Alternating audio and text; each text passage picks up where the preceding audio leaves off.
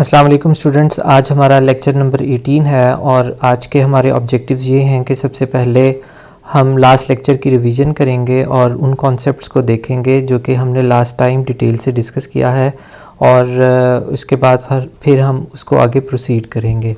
तो last lecture में हमने इंटीग्रेशन टेस्टिंग स्ट्रेटजीज़ जो है वो डिस्कस की थी और हमने डिस्कस किया था कि हम इसके अंदर दो अप्रोचेस को इस्तेमाल कर सकते हैं। तो पहली अप्रोच ये थी कि बिग बैंग अप्रोच थी। बिग बैंग अप्रोच का मतलब है कि सारे मॉड्यूल्स बनाने के बाद हम साइमल्टेनियसली एक ही दफ़ा जो है वो हम सारे मॉड्यूल्स को एक दूसरे के साथ इंटीग्रेट कर देंगे।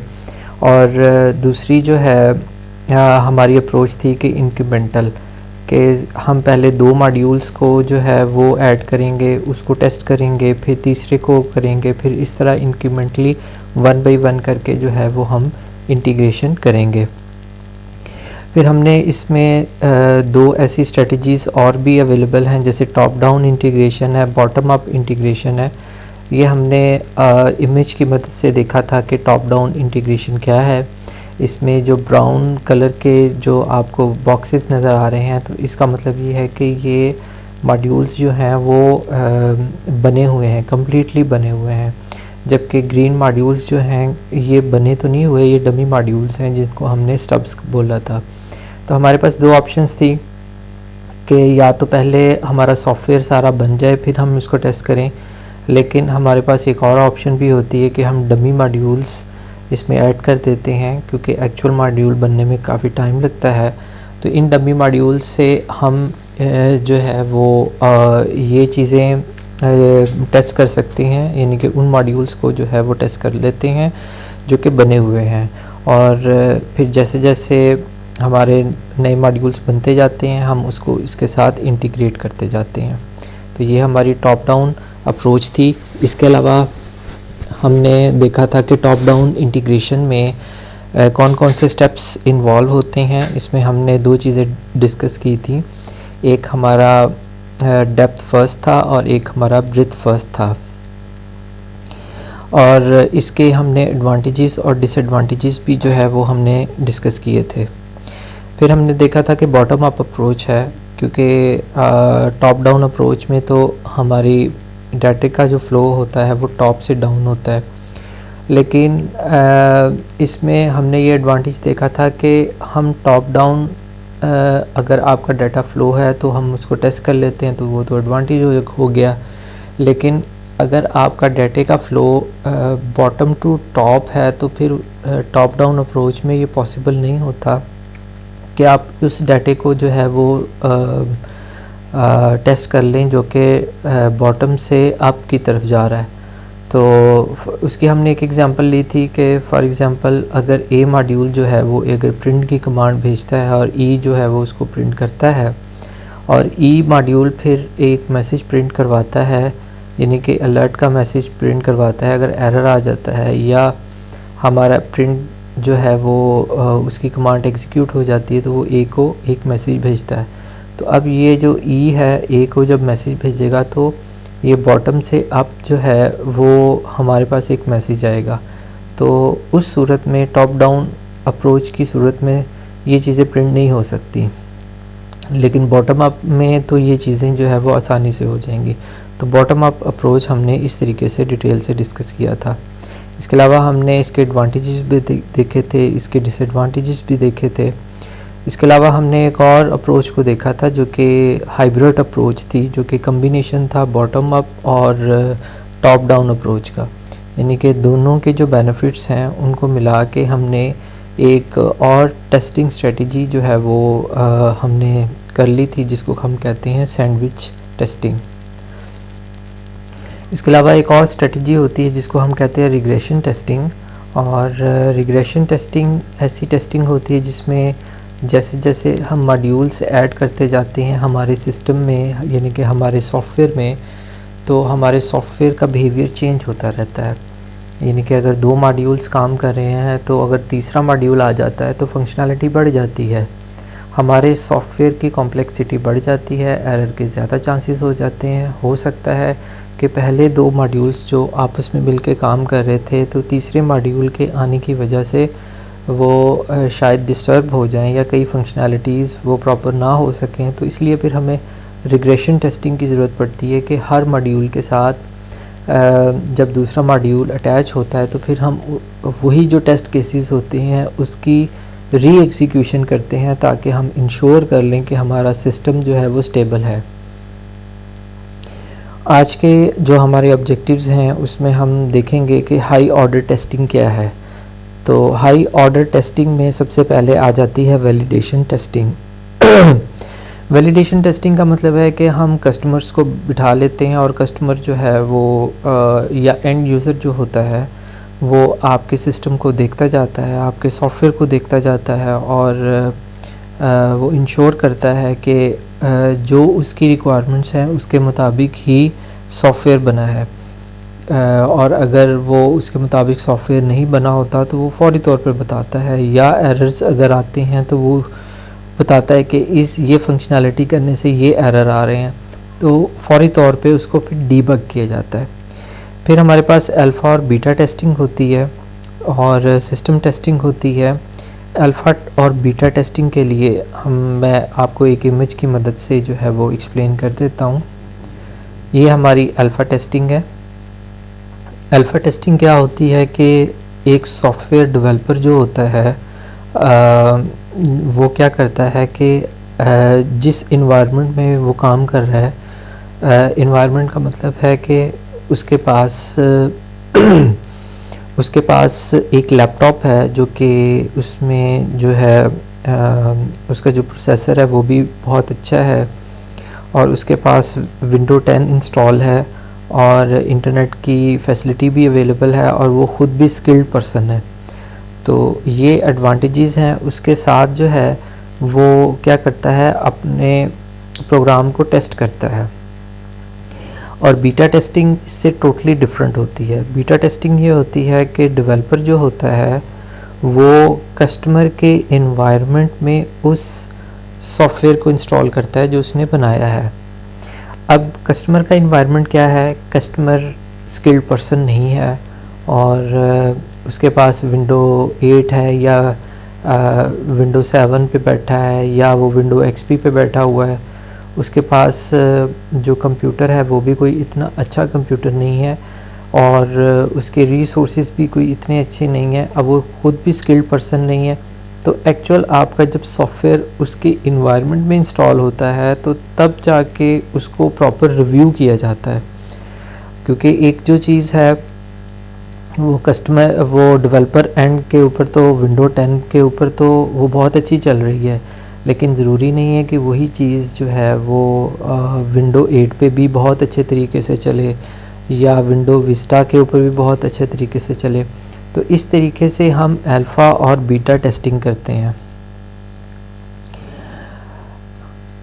इसके अलावा हमारी सिस्टम टेस्टिंग होती है। सिस्टम टेस्टिंग का मतलब है कि आप क्या जो सिस्टम है, सिस्टम का मतलब है कि ना सिर्फ आपका सॉफ्टवेयर है बल्कि उस सॉफ्टवेयर से एसोसिएट दूसरे सिस्टम भी हो सकते हैं। जैसे आपके सॉफ्टवेयर ने अगर कोई प्रिंट की कमांड दी है तो वो प्रिंट की कमांड किसी न किसी प्रिंटर के पास जाएगी और वो जो प्रिंटर है वो फिर सिस्टम का पार्ट हो गया। आल्दो कि आपके सॉफ्टवेयर का पार्ट तो नहीं है, लेकिन आपके सॉफ्टवेयर सिस्टम का पार्ट हो गया, क्योंकि सिस्टम जो होता है वो 2 से ज़्यादा एलिमेंट्स को कहते हैं। तो अगर आपके सॉफ्टवेयर के साथ कोई स्कैनर या बार कोडर जो है वो अटैच है तो वो भी सिस्टम का पार्ट है। तो फिर हमें पूरे सिस्टम की जो है वो टेस्टिंग करनी पड़ती है। पहले हम सॉफ्टवेयर की टेस्टिंग करते हैं, फिर हम पूरे सिस्टम की टेस्टिंग करते हैं। अब हम testing strategies object oriented software की करते हैं। तो हमारे पास जब ऑब्जेक्ट ओरिएंटेड प्रोग्रामिंग में बने जो सॉफ्टवेयर्स होती हैं उसकी टेस्टिंग की स्ट्रेटजीज़ क्या होती हैं।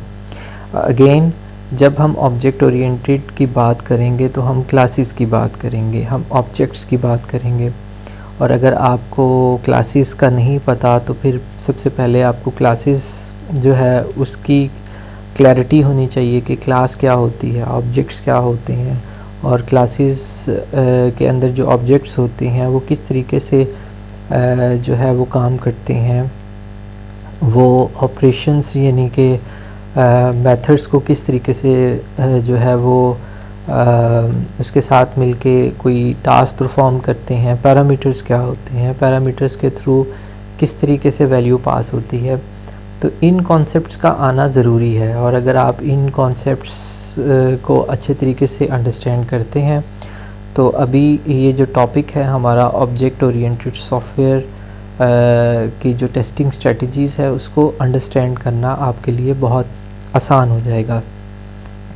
क्योंकि जब आप ऑब्जेक्ट और क्लास की बात करेंगे तो हम इनहेरिटेंस की भी बात करेंगे, हम इनकैप्सुलेशन की भी बात करेंगे।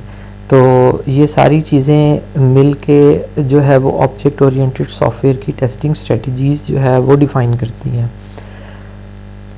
With object oriented software you can no longer test a single operation in isolation।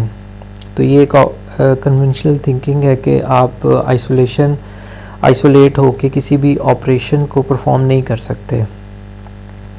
Traditional top down और bottom up integration testing has little meaning. जब हम ऑब्जेक्ट ओरिएंटेड सॉफ्टवेयर की स्ट्रेटजीज़ की बात करेंगे तो हमारे पास टॉप डाउन और बॉटम अप की जो इंटीग्रेशन की स्ट्रेटजीज़ होती हैं वो इतनी ज़्यादा इफ़ेक्टिव नहीं होती, क्योंकि जब हम ऑब्जेक्ट ओरिएंटेड सॉफ्टवेयर की बात करेंगे तो हम क्लासेस की बात करेंगे। Class testing for object oriented software is the equivalent of unit testing for conventional software. तो अगर हम अंडरस्टैंड करना चाहते हैं कि क्लास टेस्टिंग क्या होती है तो फिर हम क्या करेंगे, हम अगर उसको अंडरस्टैंड करना चाहते हैं तो फिर वो एक यूनिट टेस्टिंग के इक्वलेंट होती है, जो कि हमारे कन्वेंशनल सॉफ्टवेयर जो बनते हैं जो कि ऑब्जेक्ट ओरिएंटेड अप्रोच इस्तेमाल नहीं करते। तो ऑब्जेक्ट ओरिएंटेड की जो क्लास ओरिएंटेड है वो फिर कन्वेंशनल सॉफ्टवेयर की यूनिट टेस्टिंग के इक्वलेंट होगी। Focuses on operation encapsulated by the class and the state behaviour of the class. तो ये जो हम स्ट्रेटजीज़ करेंगे वो ज़्यादातर क्लास के ऊपर हम फोकस करेंगे। क्लास के अंदर जो ऑपरेशंस होते हैं, ऑपरेशंस का मतलब है कि फंक्शंस या जो हमारे मेथड्स हैं वो किस तरीके से परफॉर्म हो रहे हैं। क्योंकि जब आपके ऑब्जेक्ट ओरिएंटेड सॉफ्टवेयर की क्लासेस इम्प्लीमेंट होती हैं और आपके जो ऑब्जेक्ट्स हैं वो डिफरेंट ऑपरेशंस परफॉर्म करते हैं तो आपके सिस्टम का, आपके सॉफ्टवेयर का जो है वो बिहेवियर चेंज हो जाता है। हम उस बिहेवियर को नोट करते हैं। ड्राइवर्स कैन बी यूज़ और स्टेप्स कैन बी यूज़। जिस तरह हमारे कन्वेंशनल सॉफ्टवेयर में पहले हमने ड्राइवर्स और स्टब्स पढ़े थे, तो ड्राइवर्स और स्टब्स जो होते हैं these are the dummy modules, क्योंकि हमारे एक्चुअल मॉड्यूल्स बनने वाले होते हैं। तो हमारे पास दो ऑप्शंस होती हैं, या तो हम एक्चुअल मॉड्यूल पहले बना लें उसके बाद हम उसकी टेस्टिंग करें, लेकिन ड्राइवर्स और स्टेप्स उनको रिप्लेस कर लेते हैं। डमी मॉड्यूल्स बना के हम इसमें से इनपुट और आउटपुट जो है वो उसके अंदर से हम जो है उसकी थोड़ी सी कंप्यूटेशन परफॉर्म करके हम देख लेते हैं कि इनकी इनपुट और आउटपुट कैसी है। और जैसे ही हमारे एक्चुअल मॉड्यूल बन जाते हैं तो फिर हम स्टब और ड्राइवर्स को रिप्लेस कर देते हैं। To test the operations at the lowest level and for the testing whole group of the classes. तो यहाँ पर हमारे ड्राइवर्स जो हैं वो क्लासेस के साथ मिल के जो है वो ऑपरेशंस परफॉर्म करते हैं to replace the user interface so that the test of the system functionality can be conducted prior to implementation of the actual interface.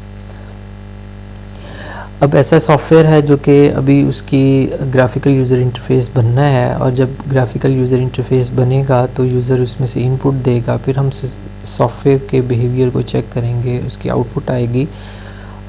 चूँकि अभी ग्राफिकल यूज़र इंटरफेस नहीं बना और उसके बैकएंड पे जो क्लासेस हैं, ऑब्जेक्ट्स हैं वो बन गए हुए हैं, ऑपरेशंस बन गए हुए हैं, तो अभी हमारे पास दो ऑप्शंस हैं। पहली ऑप्शन तो ये है कि हम ग्राफिकल यूज़र इंटरफेस बनने का इंतज़ार करें, उसके बाद फिर हम टेस्ट को परफॉर्म करें। दूसरा ये है कि हम कोई डमी मॉड्यूल्स बना लेते हैं, जैसे हमारे पास ड्राइवर्स हैं या स्टब्स हैं। हम ग्राफिकल यूज़र इंटरफेस की जगह वो ड्राइवर्स जो है वो हम प्लेस कर देते हैं। इन ड्राइवर्स का पर्पज़ ये होता है कि वो इनपुट लेते हैं और क्लासेस को पास कर देते हैं। वो क्लासेस अपनी कंप्यूटेशन परफॉर्म करती है और आउटपुट जनरेट कर देती है।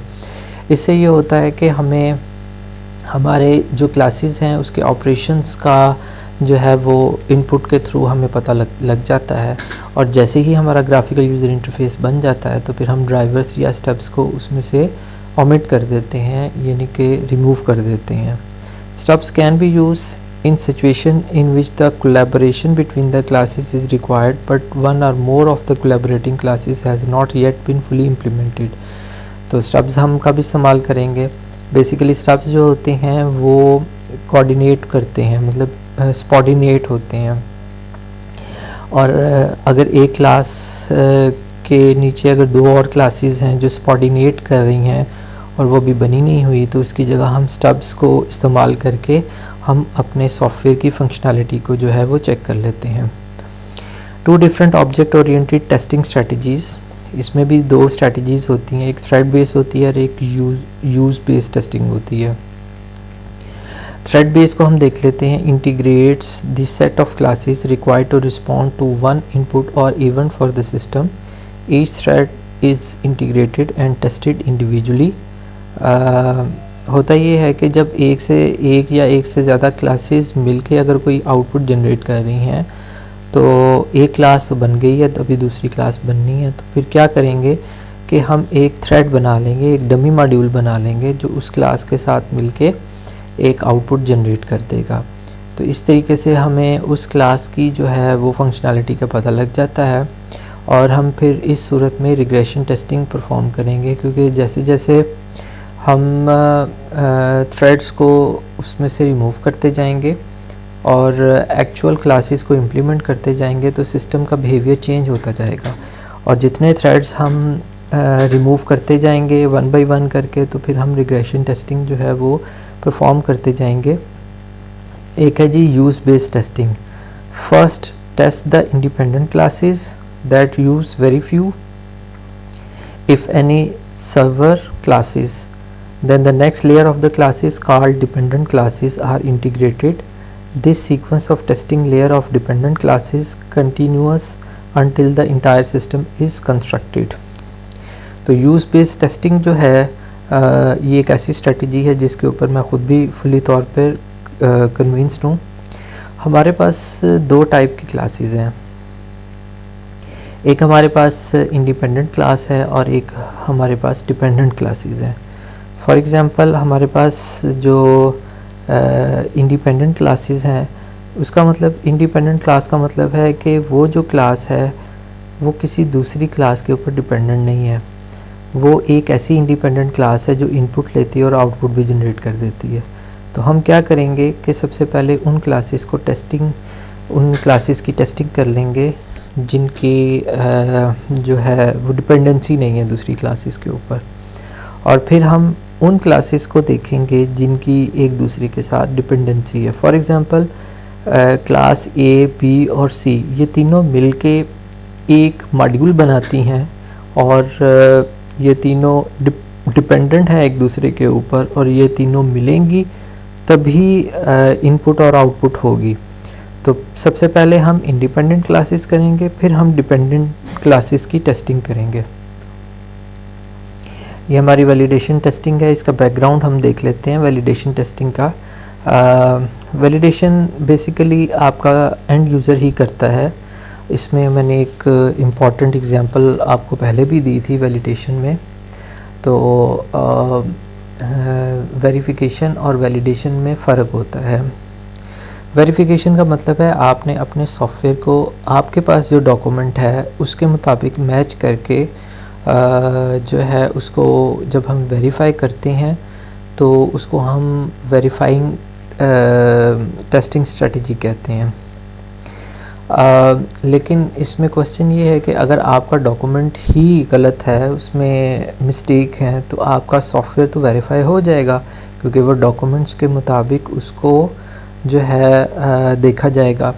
इसीलिए वैलिडेशन जो है वो इंट्रोड्यूस करवाई गई। वैलिडेशन का मतलब है कि जो कस्टमर है उसने वो सारी चीज़ें चेक करनी है कि क्या उसकी रिक्वायरमेंट फुलफ़िल हो रही है। अगर फुलफ़िल हो रही है तो वैलिडेट होगा। उसमें मैंने एक और एग्जांपल आपको दी थी, वो ये थी कि आप बीइंग अ एनालिस्ट आप एक कस्टमर के पास जाते हैं रिक्वायरमेंट गैदरिंग के लिए। कस्टमर जो है वो आपको, क्योंकि वो लेमैन होता है, उसके पास टेक्निकल नॉलेज नहीं होता, वो आपको वैसे ही अपनी लैंग्वेज में बताता है कि बटन को अगर क्लिक करें तो नीचे एक लिस्ट आ जाए। तो अब लिस्ट तो दो टाइप्स की होती हैं, एक ड्रॉप डाउन मेन्यू होती है, एक जंप बॉक्स होती है। तो ड्रॉप डाउन मेन्यू और जंप बॉक्स में फ़र्क होता है। ड्रॉप डाउन मेन्यू में सिर्फ लिस्ट डिस्प्ले होती है। जंप बॉक्स में उस लिस्ट के ऊपर किसी भी एलिमेंट को अगर आप क्लिक करें तो उसके बैकएंड पे जो होता है लिंक जो है वो अलहदा से ओपन हो जाता है। तो ये दोनों में फ़र्क होता है। सिमिलरिटी दोनों में ये होती है कि दोनों ही लिस्ट होती हैं। अब एक एनालिस्ट है, वो किसी कस्टमर के पास जाता है और उससे वो रिक्वायरमेंट गैदरिंग करता है और वो उसको बताता है कि मुझे लिस्ट चाहिए। लेकिन चूँकि वो टेक्निकल नॉलेज एंड यूज़र के पास नहीं है, वो बताना ये चाह रहा था कि जंप बॉक्स होना चाहिए। तो अब एनालिस्ट तो वो देखेगा कि इसको ड्रॉप डाउन मेन्यू चाहिए, तो वो क्या करेगा, अपने डॉक्यूमेंट में ड्रॉप डाउन मेन्यू की स्पेसिफ़िकेशन लिख देगा। अब उसी स्पेसिफ़िकेशन के मुताबिक जो है वो मॉडल्स बन जाएंगे। उसी के मुताबिक जो कोडर है वो ड्रॉप डाउन मेन्यू जो है वो बना देगा, और जो टेस्टर है वो भी डॉक्यूमेंट को उठाएगा कि जी ड्रॉप डाउन मेन्यू होना चाहिए, तो उसके मुताबिक वो सॉफ्टवेयर वेरीफाई कर दिया जाएगा। लेकिन एक्चुअल ये तो इनकरेक्ट है। उसके लिए फिर वैलिडेशन टेस्टिंग जो है वो इंट्रोड्यूस करवाई गई। वैलिडेशन टेस्टिंग में फिर एंड यूज़र को बिठाया जाएगा। एंड यूज़र जब देखता है ये तो ड्रॉप डाउन मेन्यू है, वो तो जंप बॉक्स चाहिए था, तो वो फौरी तौर पर मिस्टेक को आइडेंटिफाई करेगा और कहेगा कि ये यहाँ तो जंप बॉक्स होना चाहिए। तो वैलिडेशन टेस्टिंग में फिर वो तमाम चीज़ें जो है वो रिवील हो जाती हैं, जो कि जब हम वेरिफिकेशन करते हैं उस वक़्त रिवील नहीं हो पाती। तो बैकग्राउंड यहाँ पर मोरलेस तकरीबन वही बयान किया हुआ है। Validation testing follow integration testing, the distinction between the conventional and object oriented software disappears. तो वैलिडेशन टेस्टिंग चाहे आपने object oriented program software engineering की करनी है, या आपने वैलिडेशन ट्रेडिशनल सॉफ्टवेयर जो कन्वेंशनल सॉफ्टवेयर बने हुए हैं उसकी करनी है, तो दोनों में तकरीबन सिमिलैरिटीज़ हैं। कोई प्रॉब्लम नहीं है उसमें, कोई हम डिस्टिंक्शन नहीं कर सकते। Focuses on user visible action end user recognition output from the system. तो एक्चुअल आपका एंड यूज़र बैठा हुआ है, वो उसको विजिबल है सारी चीज़ें, और वो रिकग्नाइज़ कर सकता है कि सिस्टम का क्या बिहेवियर है, क्या आउटपुट आ रही है। Demonstrates the conformity with the requirements. तो कॉन्फॉर्मिटी जो है इसका मतलब होता है उसके मुताबिक, मतलब अकॉर्डिंग टू द, तो डिमॉन्स्ट्रेट हो जाता है। रिक्वायरमेंट्स जो होती हैं वो डिमॉन्स्ट्रेट हो जाती हैं कस्टमर की रिक्वायरमेंट के मुताबिक। डिज़ाइन टू इंश्योर दैट कि हम इसमें कौन कौन सी चीज़ें इंश्योर करते हैं। All the functional requirements are satisfied, क्या जितनी भी, क्योंकि हमारी भी रिक्वायरमेंट्स जो होती हैं वो दो टाइप्स की होती हैं, एक फंक्शनल होती है और एक नॉन फंक्शनल होती है। ये हमने मिड टर्म से पहले चीज़ें डिस्कस की थी। तो हम ये देख सकते हैं कि हमारी फंक्शनल और नॉन फंक्शनल रिक्वायरमेंट्स जो हैं क्या वो सेटिस्फाइड हो रही हैं।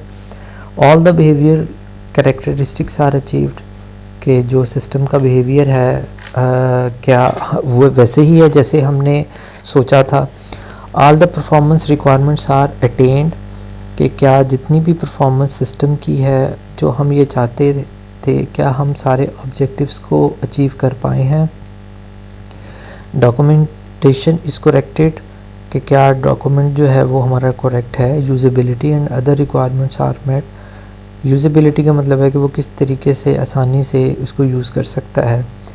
For example transportability, compatibility, error recovery, maintainability, ये वो वाले करैक्टरिस्टिक्स हैं जो एक अच्छे सॉफ्टवेयर में होने चाहिए। जैसे ट्रांसपोर्टेबिलिटी का मतलब है कि वो एक जगह से दूसरी जगह पर कैसे ट्रांसपोर्ट किया जा सकता है, यूएसबी में कैरी किया जा सकता है या डीवीडी में कैरी किया जा सकता है या ओवर द नेटवर्क किया जा सकता है, कैसे किया जा सकता है। कंपैटिबिलिटी का मतलब है कि वो विंडो 10 के साथ भी कंपैटिबल हो, विंडो 8 के साथ भी हो, विंडो विस्टा के साथ भी हो। एरर की रिकवरी जो है वो कितने अच्छे तरीके से वो कर सकता है। मेंटेनेबिलिटी का मतलब है कि उसमें अगर हमने नई फंक्शनैलिटीज़ ऐड करनी है या उसमें प्रॉब्लम फिक्स करनी है तो वो कितने अच्छे तरीके से हम उसमें कर सकते हैं। After each validation test a function और performance characteristic confirms to specification and is accepted। तो जब हम कस्टमर्स को एंड यूज़र्स को दिखा लेते हैं कि ये जो फंक्शंस हैं वो अच्छे तरीके से परफॉर्म हो रहे हैं तो फिर उसको एक्सेप्ट कर लिया जाता है अगर आपका एंड यूज़र ये कहे कि ठीक है ये मेरी रिक्वायरमेंट को फुलफ़िल कर रहा है। A deviation from the specification is uncovered and a deficiency list is created।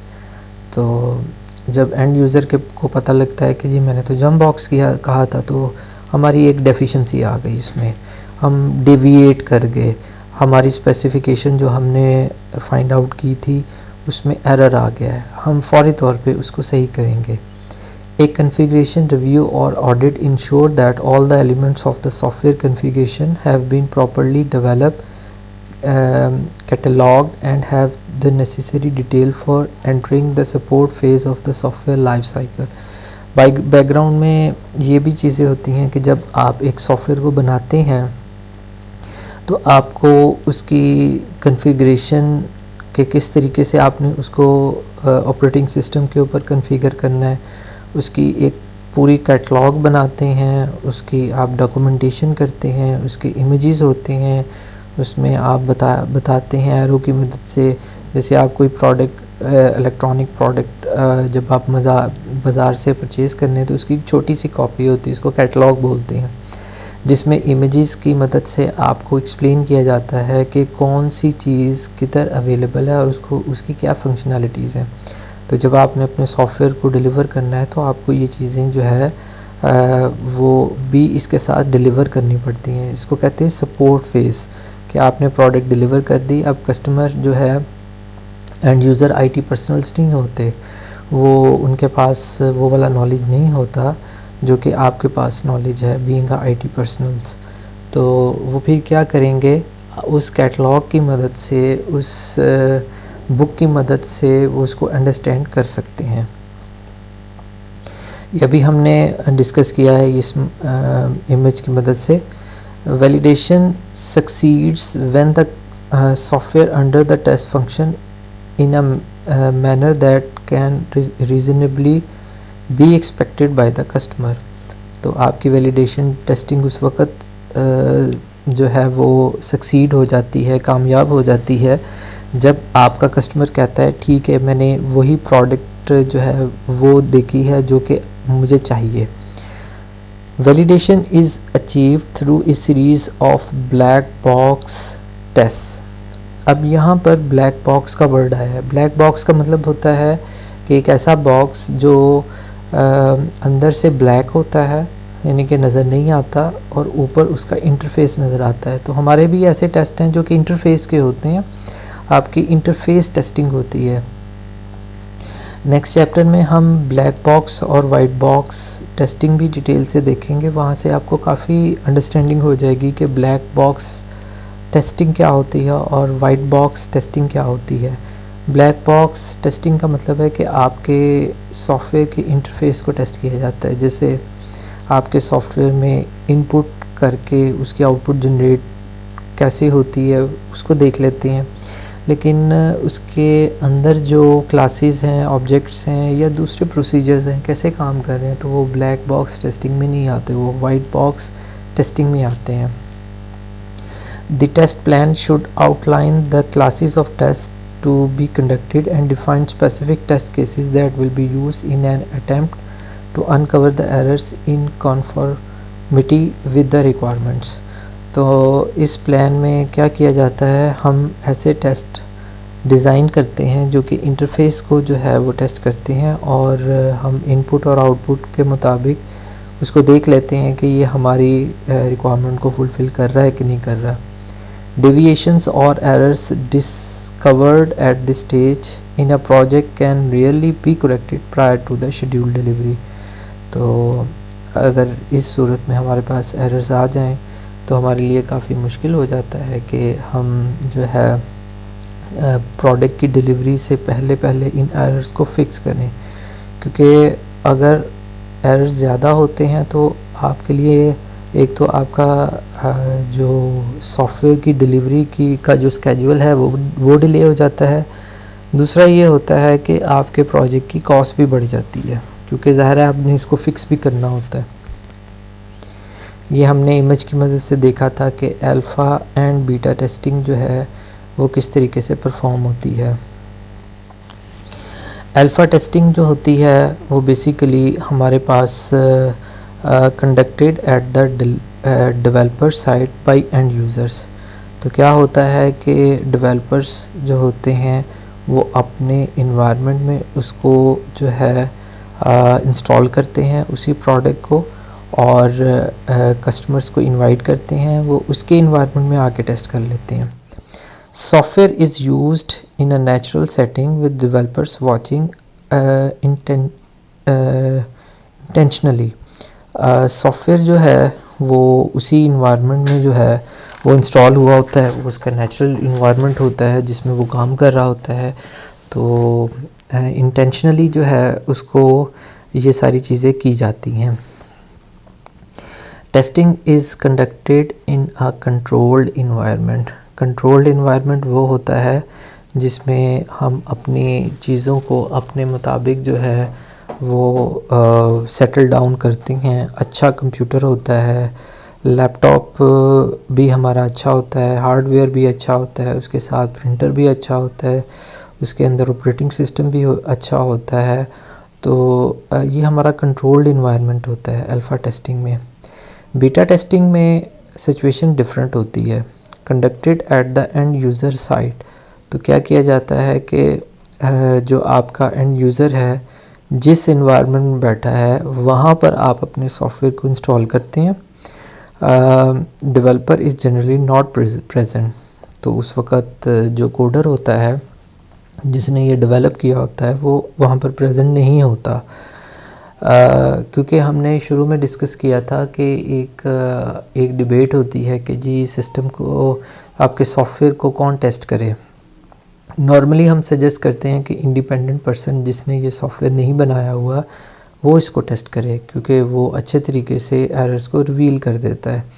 लेकिन अगर एक डेवलपर्स को ही आपने ये टास्क परफॉर्म करना है तो फिर आपके एरर्स जो हैं वो इतने अच्छे तरीके से रिवील नहीं होंगे, क्योंकि वो तो उसने खुद बनाया हुआ है और वो अपनी प्रोडक्ट को क्यों क्रिटिसाइज़ करेगा। It serves as a live application of the software in an environment that cannot be controlled by the developer। तो अब आप एक ऐसे इन्वायरमेंट में काम कर रहे हैं जिसको डेवलपर जो कंट्रोल नहीं कर सकता। वो एक ऐसे सिस्टम पे इंस्टॉल है जो कि जिसका प्रोसेसर भी इतना अच्छा नहीं है, और उस ऑपरेटिंग सिस्टम पे इंस्टॉल है जो कि विंडो 10 भी नहीं है, वो विस्टा हो सकती है, एक्सपी हो सकती है। इसके अलावा जो उसको यूज़ करने वाला पर्सन है वो भी जो है वो कोई इतना ज़्यादा आईटी लिटरेट नहीं है।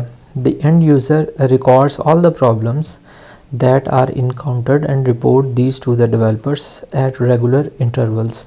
तो जैसे जैसे प्रॉब्लम्स आती जाती है उसकी एक लिस्ट डाउन कर लेते हैं, वही लिस्ट जो है वो फिर प्रोग्रामर्स को जो है वो डिस्पैच कर दी जाती है या उसको इन्फॉर्म कर दिया जाता है। तो वो फिर उसको आहिस्ता आहिस्ता उन बग्स को जो है वो डीबग करता है। After beta testing is complete, software engineers make software modification and prepare for the release of the software product to the entire customer base. तो जो हमारी बीटा टेस्टिंग होती है उसका स्केल बहुत थोड़ा होता है, थोड़े कस्टमर्स को हम उनके जो एक्चुअल स्पेस है वहाँ पर हम उसको इंस्टॉल करते हैं।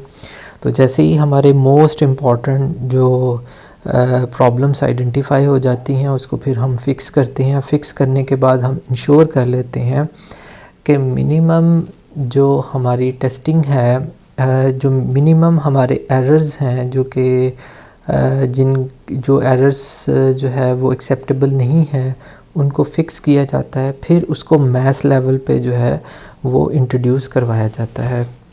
तो स्टूडेंट्स आज के लिए हमारा इतना ही लेक्चर है और नेक्स्ट क्लास में हम इसको जो है वो आगे प्रोसीड करेंगे। टेक केयर, अल्लाह हाफिज़।